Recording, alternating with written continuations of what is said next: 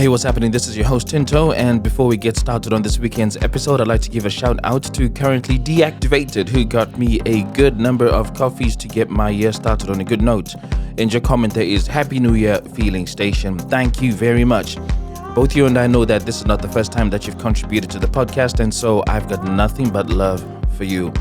If you'd like to support the podcast in a similar manner, please head over to www.buymeacoffee.com/feeling station and give as your spirit leads. Remember, there's nothing that is too small to support the podcast that you've grown to love. And on top of that, got some good news for you guys. If you wanted to support the podcast by buying some of the Feeling Station's merch, you're not too far from that coming to you really, really soon. So keep an eye out for this space. Without out of the way, let's jump into this weekend's episode. Is that a breakup? I think we have a situation right here. On the Feeling Station. Hello. What kind of hello is that? Wow. Is it excitement? Is it nerves? What is it? It's your ring was so ridiculous. Welcome to the Feeling Station. Thank you. For those who are listening to this podcast for the first time, it touches on breakup stories that people would like to talk about with the view to give you lessons from my guest experience. And the podcast is doing great for two main reasons. One, the first being I do my best to keep my guests anonymous, which brings me to the fun part for me. And that is the name that I'm going to use for the duration of this episode. Now, I've taken you down south, right, to the lovely sunny country, Zimbabwe. And the name that I have for you is Farai. Have you got a pen and paper there? Farai, okay. Yeah, Farai. And that's a joyous name that really encourages people to be happy. It literally means be happy, Farai. Okay, nice. That's easy for you to remember, right? Yeah. Cool. What are you going to call the person you're talking about today? Dickhead. Talk about going from 0 to 100 real quick, huh? Okay, let's call him Jamal. Jamal. Okay, Jamal. So this is a story about Farah and Jamal. Yeah. And the second reason why the podcast is doing great is there are real life lessons that people are going to learn from the story you will share. So, what lessons do you have for us?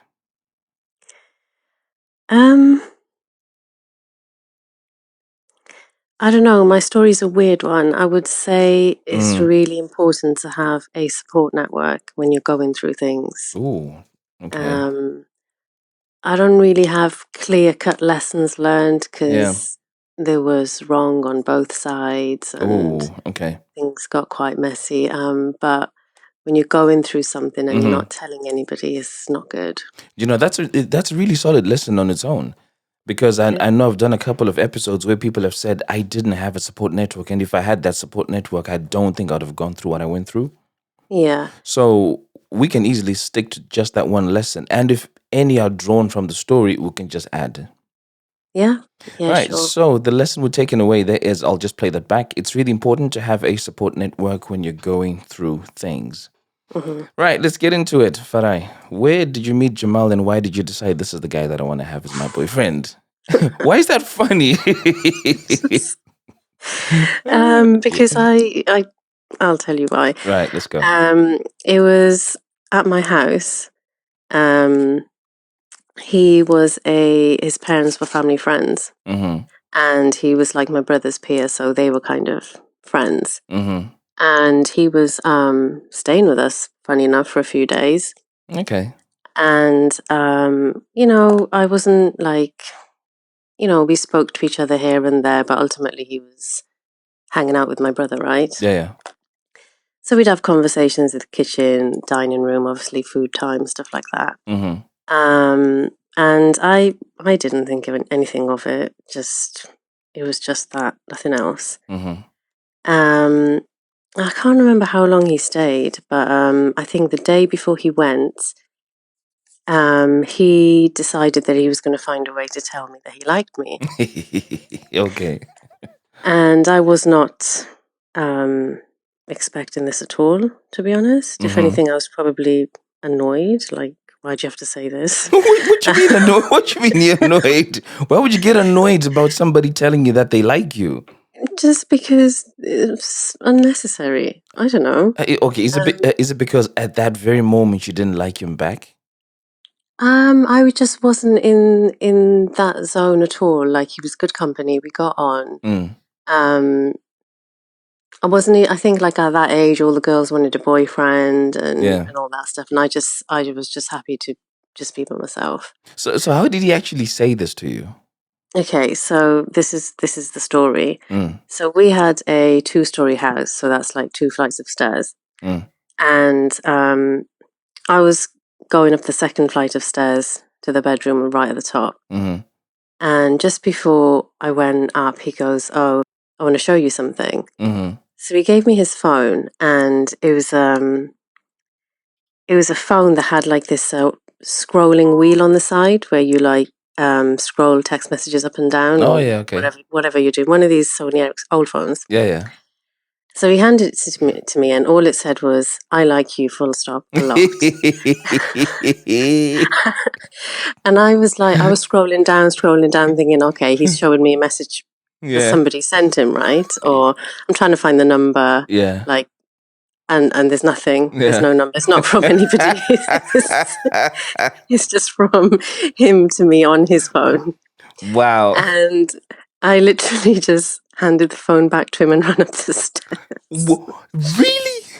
Yeah. Your reaction was that blasé. I was just like, no, I was shocked. You've got to tell this to me. So you were like that. So you clocked at some point that, oh, this is actually for me. Yeah. And then at that when point, I realized, then I just gave it back to him, and I just went upstairs. I was shocked. I didn't know. And then I was like, oh my God, have I said something? Have I done something? Have I led him on? I don't know. I was just, so what happened to him? Was he just stuck at the stairs after that? What, like? Yeah, I guess he walked off.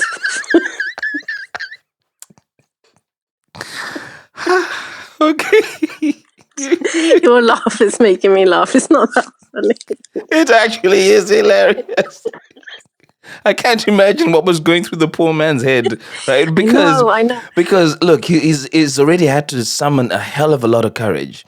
I know. To let you know that he likes you. And Yeah. I'm suspecting some of the stuff that added the difficulty in letting you know is the fact that he's your brother's friend. Yeah. So you already knew he was treading a fine line. Gathers enough guts to do it.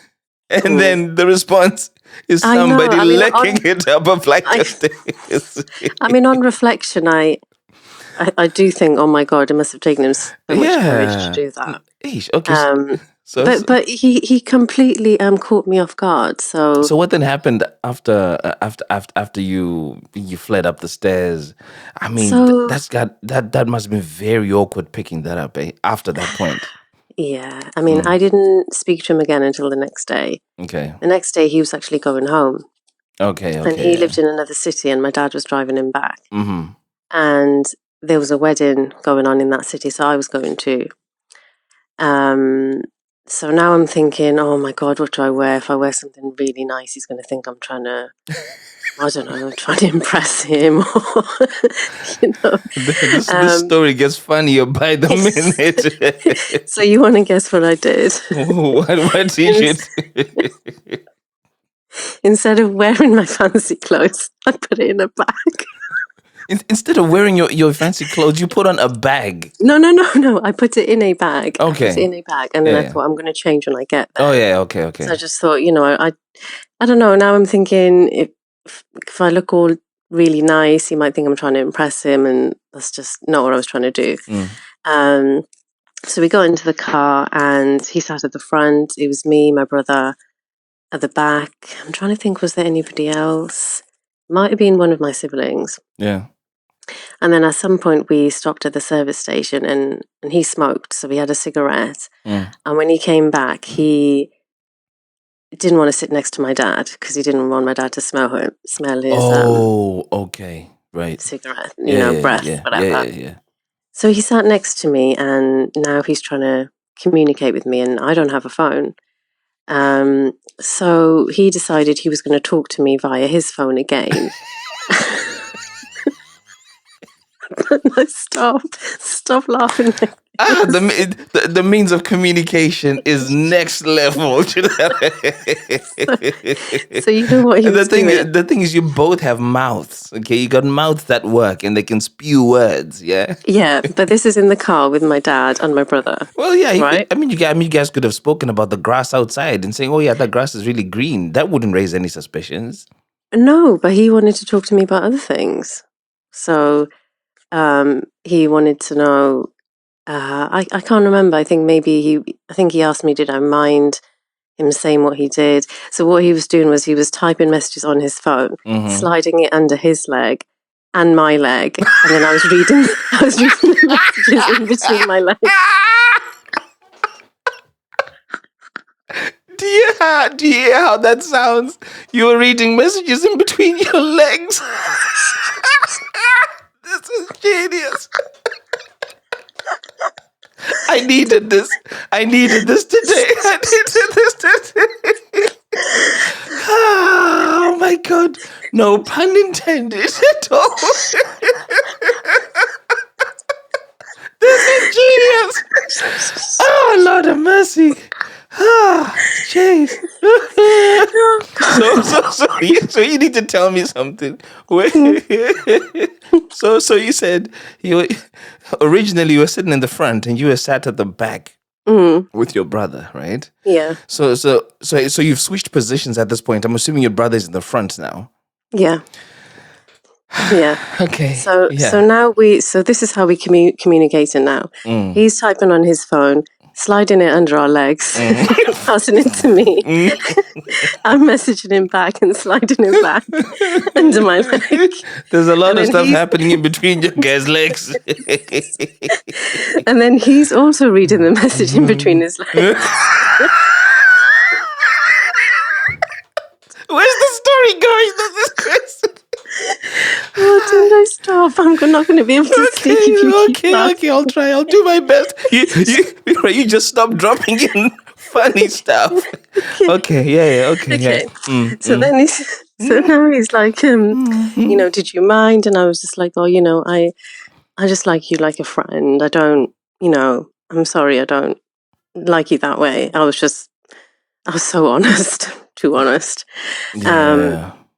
And then we were just talking, and I can't remember what we were talking about. And then we got to his house. I went to the wedding. And funny enough, I ended up leaving the wedding.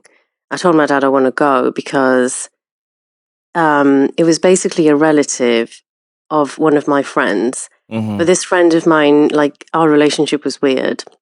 Yeah. Okay. And when I got there, I felt like she ignored me. I felt like she saw me, but pretended she didn't see me. And that really upset me. Oh, right. Okay. So I went to my dad, and he could tell something was off. And he realized that my friend didn't greet me. Oh. And then a part of me was thinking, did she not recognize me? Because obviously I'm all now dressed up, and she's probably never seen me dressed up. Yeah. So anyway, we left, and we went back to his house. And at some point then, I ended up going upstairs, and he's also got a sister that's my age. So we're all just like chilling, talking, and he's still now trying to get a chance to speak to me by myself. And I was just saying to him, oh, this is nothing.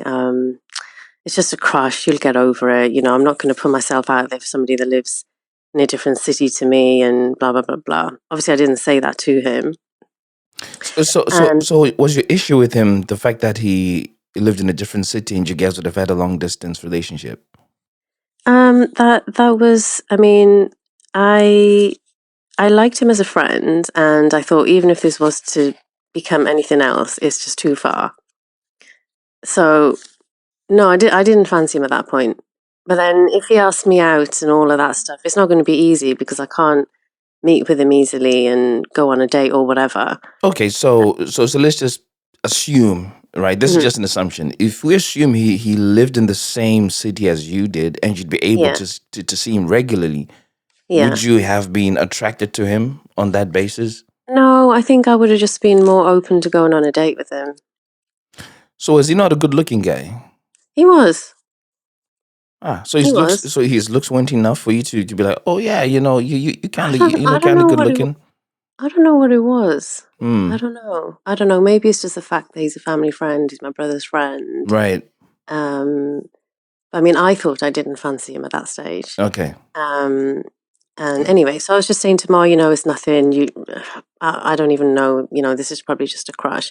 And he's like, no, I know, I can feel it. It's like, no, I can feel it. And then he tells me some other stuff. And then, I can't remember how that conversation ended. I obviously went home at some point. So my dad drove me back home. And I didn't have a phone. So he would call me on my sister's phone. And we would just talk as friends. At some point, I really started to like him. And obviously, we didn't see each other very often. It was like once a month or whatever. Yeah. Things were fine, I really liked him and I told him, and he bought me a phone. So then it was easier for it. Yeah, he bought me a Hello, phone. Jamal. Man wasn't playing about you, know. No. Now, how did you explain the phone situation to your dad? I hid it. Nobody knew I had one. Are you sure they didn't know you had one? Because parents sometimes have a good way of keeping quiet and letting you run your game. Well, if they knew, they didn't let me know that they knew. Mad. My sisters obviously knew. We were close. We used to speak about that sort of stuff. Yeah. And then I think I am a bit of a love hater. Always have been. I don't like too much romance. So love hater means you're not a fan of romance? No, I think I just don't like all these words, all these can't live without you and all that stuff. Do you know why you don't like those kind of things? Maybe I wasn't good at expressing myself. Right. I think that's what it was, and I think he needed a lot of that, and I just wasn't very good at expressing myself. I told him that I liked him, and I said, look, if I don't always make you feel like I really like you, I do. I just not do really good not. at expressing it. Okay, gotcha. And I think he thought by getting me my own phone, things would change, and I would be a bit more expressive. Yeah. And things didn't really change too much. And we were both young. I'm not going to, start writing love stories and stuff. Anyway, things were going fine. And I think we've been together for about a year now. So I'm going to fast forward because... In all of this, I don't actually know the point that you guys became boyfriend and girlfriend. Okay. When did you say to him, yeah, it's cool, you can be my guy? Or did he not even ask? I don't think there was a day. We just got really close. And then he came to see me. I guess when he came to see me and I can't remember. You what? No, I can't remember. I can't remember when it was official. I don't think there was a day. Right. Okay. Yeah, I think it's just, we were just talking, seeing each other now and again. I did tell him I liked him. I don't know. I can't remember how. Yeah. Maybe a couple of months in. And I think after he got me my own phone. Yeah. Yeah. So things were just fine. And then about a year later, I went to his city and I was staying with my nan. And I was trying to find a way of going to see him without her being suspicious, and it wasn't going very well. It wasn't going very well. And I bumped into another guy that lived in her area, like near my nan, in the same sort of street. And his family were also family friends of my nan. Right. And we were just talking, just friends. I mean, I didn't have very much to do because I was trying to go and see my boyfriend, but I couldn't see him. And he was like, "Oh, we'll make a plan, and I'll help you go and see him." So we were trying to come up with a plan, and I don't think the plan worked. Yeah, the plan didn't work. Right. I didn't actually get around to seeing him. So me and this guy, we just, I've already got a boyfriend. I'm not even, me and this guy, we're just friends, we're just talking. Mm-hmm. And then I can't remember how long I was at my nan's again, maybe like a week or whatever. Mm-hmm. And because they're family friends now, I'm seeing him quite regularly. And at some point, we were all like, just went to Blockbusters and got a movie. Remember Blockbusters? Wait a minute. So what's happening here is you've gone over to Jamal City. Yeah. Your plans to see Jamal are not really working out. No. And then there's family friends along the same road. You guys are kind of hanging out a little more, and you're now starting to grab movies together. No, but it's not just me and him. Like the whole family was there. We were all watching. We all watched this movie. And he was just like, "Do you want to come with me? We'll go and pick something." Yeah. I think I can't even remember if I did actually go with him. Mm-hmm. But I do remember him saying, "You can keep the DVD and just give it back when you're finished." Done. Yeah. And yeah, so that was that. And then before I left, he made me a CD. This is your family friend? Yes. In this whole time, you've not been able to see Jamal? No. Mad. No.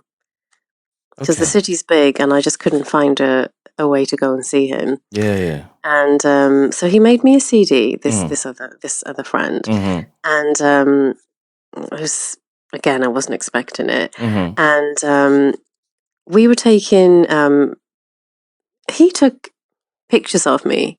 I can't remember. I think he had a webcam and we were messing around on the webcam and we took some pictures. Mm-hmm. He printed those pictures and put it in the CD, like it was a CD cover.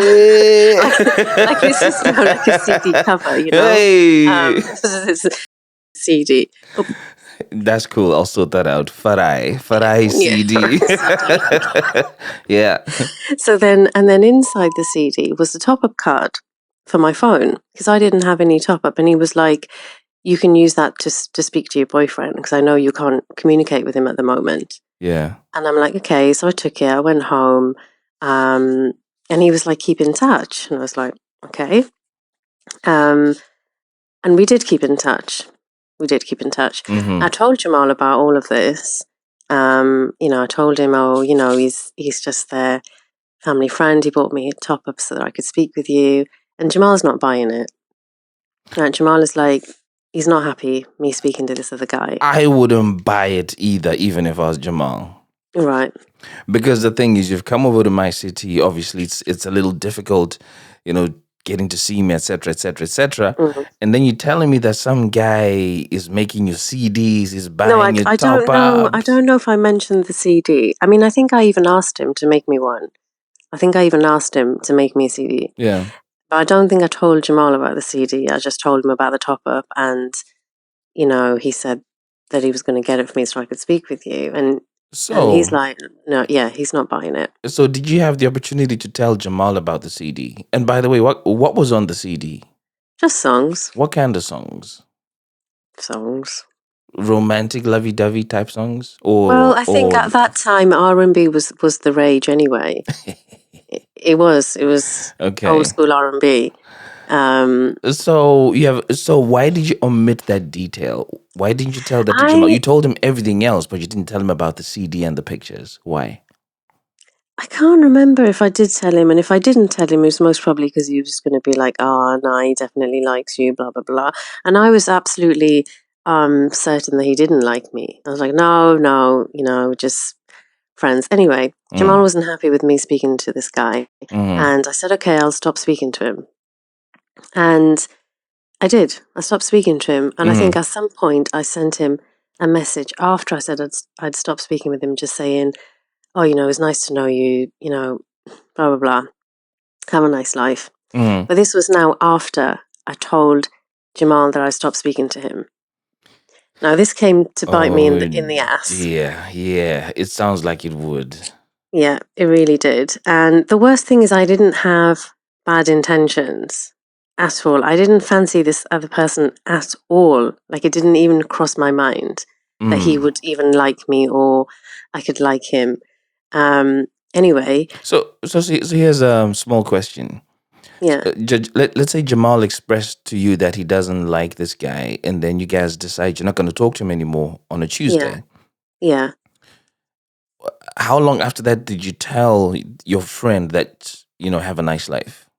Was it a few days later, a few weeks I later? think days. Few days. Matter of Okay. days. Yeah. Why wouldn't you have told him that on the very day? Because that would have spared you getting bitten in the ass. I just I wanted to keep this other guy as a friend, and I was gutted that I couldn't. And I knew that if I um now go and tell Jamal, oh, I messaged him again, that's just not going to go down well at all. Hmm. So I did lie. I Mhm. lied. I told him I'm not going to speak to him again, and I did message him once more. Now, this other guy also had a girlfriend, and she was crazy. I And okay. shit just started going down really hard. Now, somehow, she got Jamal's number. I don't even know how. I can't remember how, right? She got Jamal's number and she starts texting him. Mad.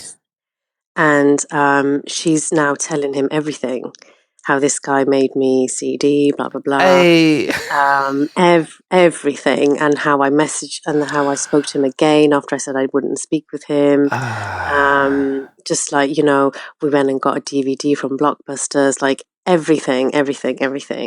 And it was bad. So It was really bad. when you say you told Jamal about this guy, Yeah. like how much detail did you really tell him? Because if now he's finding out about renting out the DVDs and the CDs, it sounds to me like you told Jamal nothing.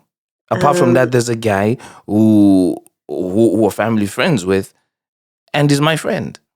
I think so. It was a long time ago, but I think I didn't tell him everything. Hey, okay.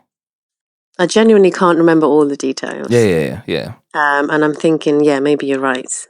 I must have kept stuff to make it look more, what's the word? Plutonic. Yeah. Yeah, so anyway, then he obviously confronts me about all of this, and I'm still like, no, I didn't message him, because now I'm panicking, and I'm just making it worse. And he's like, he wants to believe me, but he doesn't. And this other girl now is calling him all the time, kind of deliberately trying to make things worse. Yeah. And obviously this other guy told his girlfriend about me. I don't know why. Like, I think he was trying to make her jealous. Why he would go and tell her all this stuff and blah, blah, blah. Or maybe he was being transparent in quotes, in the same way that you went and you told Jamal about this guy. You were being transparent in quotes. But then how did she know that I messaged him again? I don't know. Maybe they were together at the time. Who knows? Yeah, it could be. So I tried to lie and say that I didn't, but I did. And anyway, the truth came out. Let's just talk about that lying a little bit for a sec. Okay. So by this point, you realize that lying in this situation keeps getting you into trouble. Yeah. In my opinion, the less troublesome thing to do would be to stop lying and tell the truth, so that you don't dig your grave deeper. So why did you keep lying? So it was the one lie. It was the one lie that I didn't message him again. But I did keep lying about that, yes. And I don't know, I was young and naive. I was worried he was going to leave me. Had he asked if you had messaged him again? No, but this other girl told him. Oh, okay. Yeah, so the girlfriend told him. Anyway, this is where the story kind of changes a little bit. He now just becomes an absolute monster. Jamal. Like he just completely changes. And I think in hindsight, what he wanted to do was punish me. But he wasn't leaving me. He was still with me, but he wanted to inflict as much pain as he could. Pain as possible. And he wasn't discreet about it. He made it obvious. And he just did this over and over again for months to come. And obviously by now I'm not speaking to this other guy anymore. And I'm not telling anybody about what's happening. I wasn't telling my friends. I wasn't telling my sister. How was he punishing you? just calling me, saying nasty things,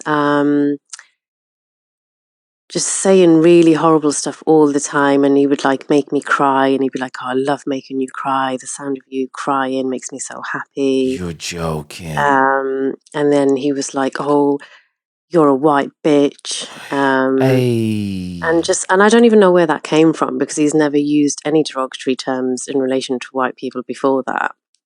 And it's because I lived in a white town, so he was trying to find ways of insulting me. It's like, "Oh, you're a white bitch, you're this and that." And then another Yikes. day he called me, and he was telling me why he wanted to sleep with like all like girls from all different like races. Like, "Oh, I want to screw this type of girl because of that, and I want to sleep with this type of girl because of that, and I want to sleep with this type of girl because of that." And he was just like, I'm just like, you know, I don't even know why I would stay on the phone, but I would stay on the phone, and I would Yeah. let him say all this stuff and Did- just take it. Did you think maybe you stayed on the phone because you felt guilty about what had happened, and at the back of your mind you might have been telling yourself, I deserve this? Maybe Because because I put up with it for so long. because the So reason why I asked that is that there's a 5-part series that came out yeah, at the tail end of December 2021. yeah, And what my guest there says was, she once did something that she felt really bad for, mm, and that guilt made her feel that it was okay to receive any abuse that he hurled at her because she felt she deserved it. yeah. I guess. Hence me asking that question, because when I listen to how it's happening, this guy is not happy that he's found out you've lied, Yeah, and you've, in quotes, made him the fool, and now he wants yeah. to inflict as much pain as he can on you, and you're just taking it in, feeling, yeah, I deserve this, I deserve this, I deserve this. Probably, Yikes! probably. So what was Because that? So what was that doing to you emotionally then? I was just a mess. I was such a mess. I was losing weight. All my clothes was hanging off me. Wasn't eating. Um, and just waiting for the dreaded call, because he would still call me every day. And then he would just like, and he would still call me for like booty calls. And I'm like, why is he doing this to me? We in a stage now where we like together, but we're not together. And he'd be like, and I'm like, why? I remember this one conversation where I think we got to a stage where I think he was trying to make me break up with him. Mm. And then I think at one point we I might have said, I can't remember like where the breakup happened, or if it Yeah. happened, or whether it was just an understanding that we weren't really good anymore. Yeah. But even after that, he would still call me and try and say dirty things. And I'd be like, and I'd just start crying. I'm like, why are you saying this stuff to me when we're not even really together? And he'd be like, oh, you're still my number one girl. Just crazy, just totally crazy. At this point, could you recognize that he was abusing you emotionally? I knew he was being horrible to me. Yeah. Um, But I and I guess don't know. But I Yeah. guess you couldn't really interpret that this was really actually emotional abuse, because let's think about it. He knows that if he phones and he hurls insults, it would hurt you, and you would stick Mm, around and take that hurt. yeah. And for that kind of person, they would be getting a kick out of it, because you just mentioned he Yeah. would say, "I love hearing you cry." Yeah. For all I know, that dark stuff would even turn him on. Who knows? Because because you say he would still, hook up with you for booty calls, etc. Blah blah blah blah. Yeah. This guy is creeping me out now.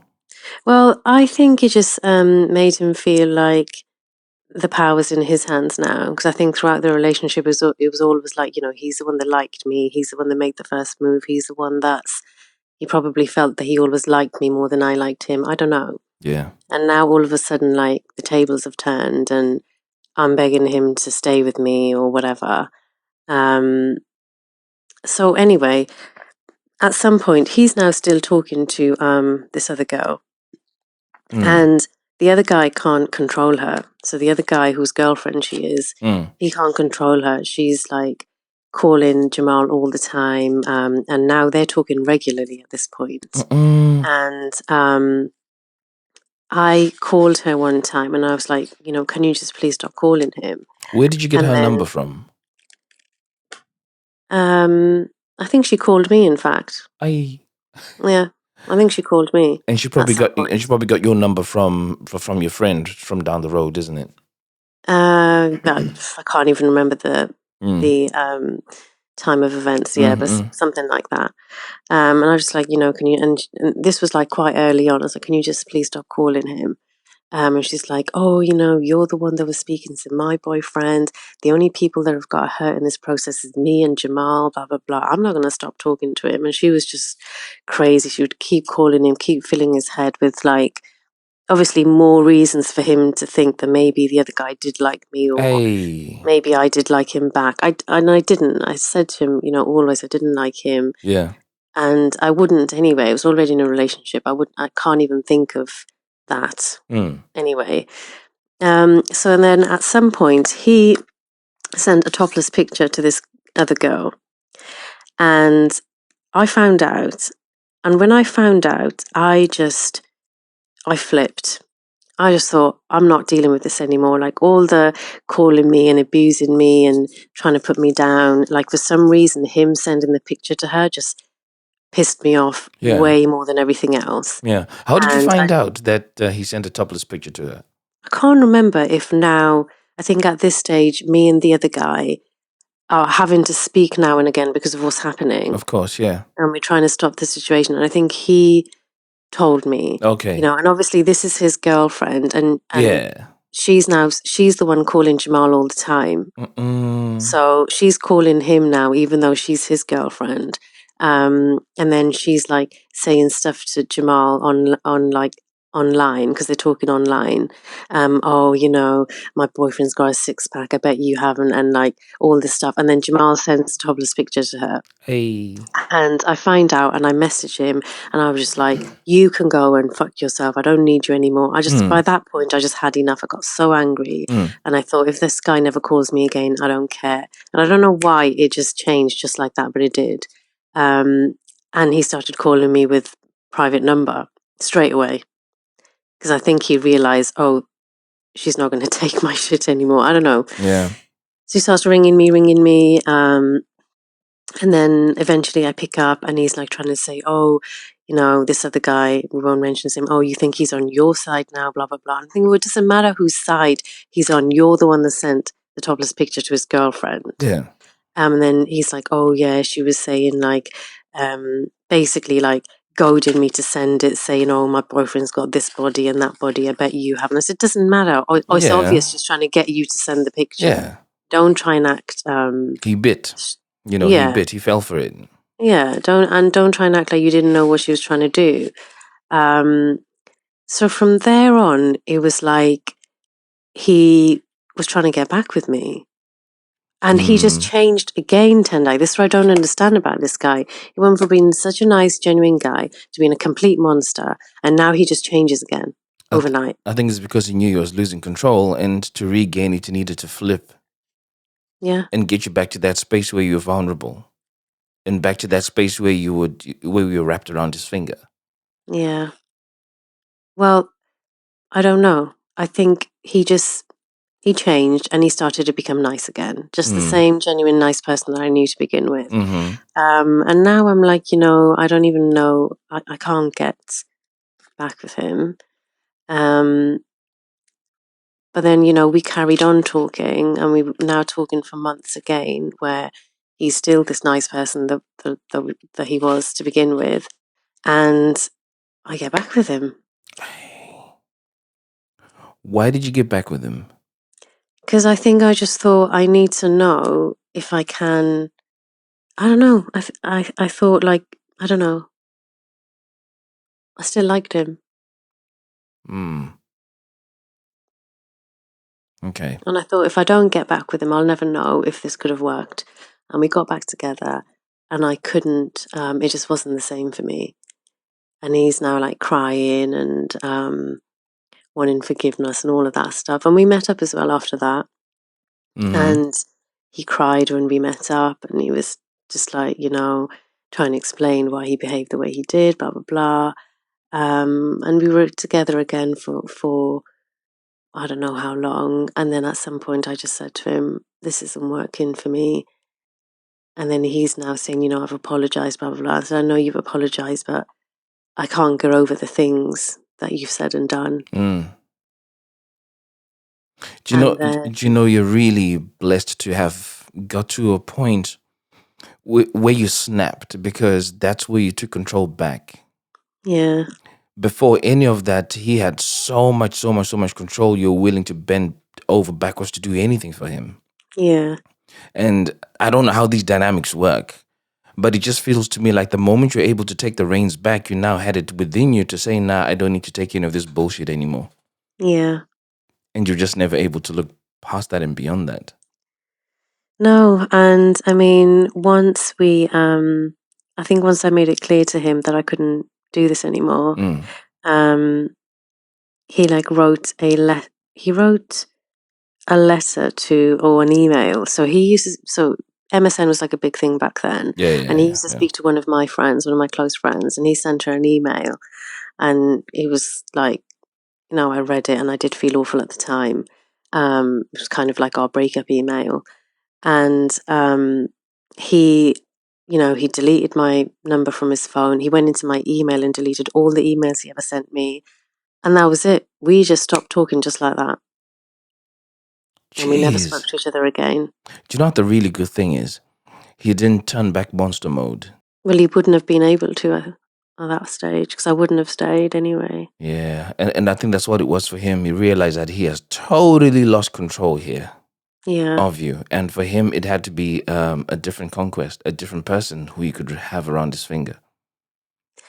The reason I find this like a weird story, because at the beginning, he was even too committed. At one point, he was like, I've deleted all the girls' numbers I've ever had from my phone. Did he really? Yeah. And I was like, well, I think he wanted me to do the same. He wanted to feel like, to him, it's like, you're my girl, I don't need to speak to anybody else. Yeah. And he wanted to feel the same way, but I never said that I was going to do the same. I had no intention of never speaking to any other guy apart from him. Yeah, he was still young, and I had male friends. So it went from him being totally committed, just being a nice, genuine guy. But then when he found out that I lied, something just snapped. Changed. Yeah. And then that was it. Yeah, we never spoke to each other for ages, for years even. Do you know where he is now? I know where he is, yeah. Has he tried to make contact? Have you tried to make contact? No, because we did actually see each other maybe a couple of years later. Yeah. And it was the most weirdest thing. And within that time, when other guys tried to get with me, I wouldn't get with anybody. Yeah, because you're probably suffering from some trauma. Yeah, and I still felt guilty. I still felt like everything that happened was my fault. Let's talk about now. Do you still feel like it was your fault when you? No. When you, yeah. No, it took me a while. I was just gonna say there was really nothing that would have justified him doing the things that he did. That was his problem. Yeah. And there's this book I spoke about on the previous episode, which really just encourages people not to take anything personally. It's incredibly difficult not to take anything personally, because anything that's an attack on your being, it's near impossible not to take it personally. But what the same book also does is, if you can't take it personally, do your absolute best to try, at least try. So it feels good, and it just listening to this, it is really, really nice for you to be in the position that you are in. And I'm just playing back your lesson, which says it's really important to have a support network when you're going through stuff. It doesn't sound like you spoke to anybody about what was happening with Jamal. No, I didn't. And it was eating at you so badly, because I would like to imagine if you had spoken to somebody would have been like, hey, you don't need to take that phone call, because you know exactly what he's going to say to you. Yeah. And that same person may have said, you being on the phone and seeing how it was making you feel, just hang up. Yeah. They could have helped you avoid that downward spiral, could have helped you feel less guilty about having lied, could have encouraged you to firm up and stand your ground a lot sooner. Yeah. But again, it's such an incredibly important lesson. And I hope those who are listening to this episode are really taking that in, that support networks do more than we imagine them to do. It's all in the word, support network. You know, think of you having like a knee injury and you can't walk because you don't have crutches. The moment you get crutches, it becomes a lot easier to be mobile, right? Because that's a support system for your legs. Yeah. And we all kind of need that same support system from people that care about us the most. Yeah. So there's another part to the story, really quick. Mm-hmm. Me and the guy, we started talking again. Me and the guy started talking again at some point, ages after. Okay. And then we got together. Shut up. Yeah. Why? We were both on the rebound. I was on a rebound. He was on a rebound. And And how long? How long did you guys reunion last? Huh? I don't know why that's funny. But how long did that reunion last? We got married. What? Oh my! Oh jeez. Right.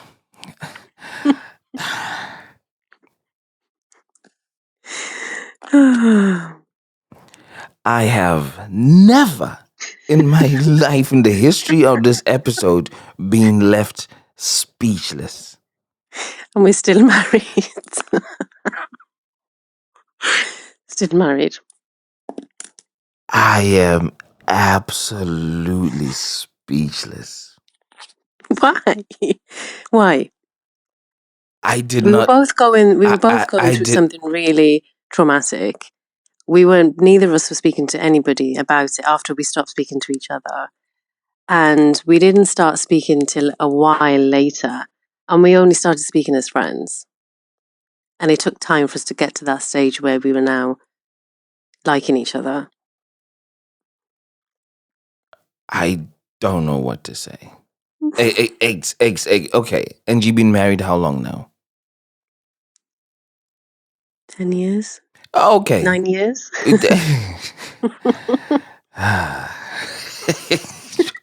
Honestly, I have to be honest with you. I genuinely don't know what to say. No. Let me look at this on the more positive side. Okay. You went through that tumultuous time. You went through that really difficult patch. Yeah. You had an opportunity to evaluate who you are as a person. And realized who you were, stood your ground, and then at some point felt, knowing what you know about you and what you're capable of, and knowing what you know about him and what he's capable of, the better thing was for you to be with him. And you've been with him for 10 years now. Yeah. So I guess we should add a very important lesson to this whole equation, which we didn't at the beginning. Right. Right? And that's that people can change and they deserve a chance. Right. Does that sound about right? Because because I don't think if you didn't change and if you didn't deserve a chance, you'd have been married. Or if you'd have been married for so long. You surely did the best way I can say, cost-benefit analysis. Okay, so the cost to my emotions is this, but the benefit of being with him is this. Yeah. And you've been with him for so long. So I am convinced lesson number 2 really should be people can change and they deserve a chance. Well, yeah, I guess so. So hold on. I don't know if you've got my story right. Are you married to Jamal or you're married to the guy down the road? The guy down the road. Lord, can you stop with these plot twists? Ay.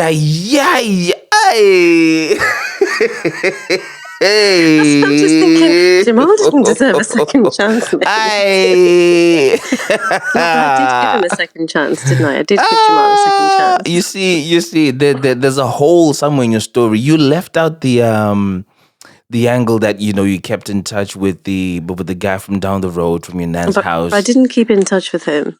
We did stop speaking. We genuinely did stop speaking. We only got back in touch after I broke up with Jamal and he broke up with his girlfriend for a long time after. My goodness. Do you know what the funniest thing is? Yeah? Go on. I never imagined I would have been on the roller coaster that you took me on. And I'm sure everybody listening to this damn episode is saying the same shit. Right? So remove lesson number 2, right? Yes. Delete that. It does not relate. It does not apply. No, Right. It doesn't. I might just put number 2 and say, be wary of the boy or the girl next door. That's my lesson number 2. It's very well. This is the thing. This other guy. Yeah. This other guy. Even after we got in touch and we were talking, and he wanted to go out with me, I couldn't go out with him. Yeah. Because I just felt so bad, and it went on for ages. Yeah. And he literally had to ask me out so many times before I even said yes. Well, they do say when a man knows what he wants, he stops at nothing. And, that's where expressions like, don't give up on the thing you can't go a day without thinking about. Right. And you are possibly that one thing. And he just couldn't stop. I guess you both dodged bullets because his girlfriend at the time was ballistic. She was crazy, she was and Jamal on the other hand, a topless picture dishing man was equally ballistic. And this guy, was more family oriented. Is busy taking you to go and get DVD and is romantic, like doing CDs and stuff. Please tell me you still have that CD. Please. This would have been the perfect love stories, man. I do remember one song on that DVD, though. I mean, CD. Okay. I think about it now, and I'm like, oh, God, what song? What song was it? Oh, I'm not gonna. I'll tell you after the podcast. Farah, you've absolutely made my day. Thank you so much. No, thank you. For those who've been listening to this episode of The Feeling Station, one lesson came out, which was it's really important to have a support network when you're going through things. And then I added my own to say, be wary of the boy or the girl next door, because you never know what could happen. You've been listening to another episode of The Feeling Station. I'm your host, Tinto, and I will catch you in next week's episode. Peace. Tell me what you're feeling. Satis on Daru Raini and Chake Zain. Tell me what you're feeling. Now that it's over. Satis on Daru Raini and Chake Zain. Let me talk about my feelings. Let me talk about my feelings, yeah. Urudoi motoru noto kujidziro amai. Kujidziro amai. Love is a fire. Urudoi motoru noto kujidziro amai.